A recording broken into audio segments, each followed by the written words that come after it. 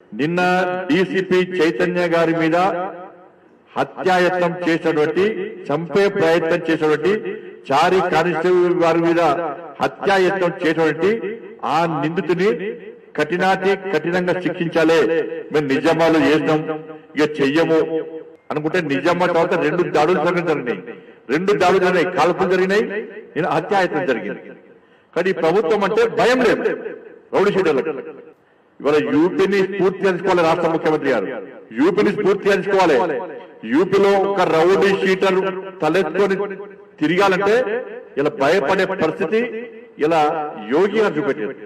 యూపీలో rowdy sheeters ఇవ్వలేరు. ఇప్పుడు రౌడీ షీటర్ ఏ విధంగా శిక్షించాలో ఆ విధంగా శిక్షించారు. అలా చాలా మంది రౌడీ షీటర్లు బెయిల్ వచ్చినా కూడా జైల్లో ఉంటున్నారు. దేనికోసం అంటే బయటికి వస్తే ఈ భూమి మీద మాకు నూకలు చెల్లినాయి, మేము బతకలేమని చెప్పి రౌడీ షీటర్లు వాళ్ళ జైల్లో ఉన్నారంటే వాళ్ళ యూపీలో శాంతి భద్రతలు కాపాడబడుతున్నాయి. అటువంటి కఠిన నిర్ణయాలు తీసుకుంటే తప్ప రౌడీ షీటర్లను కంట్రోల్ చేయలేము.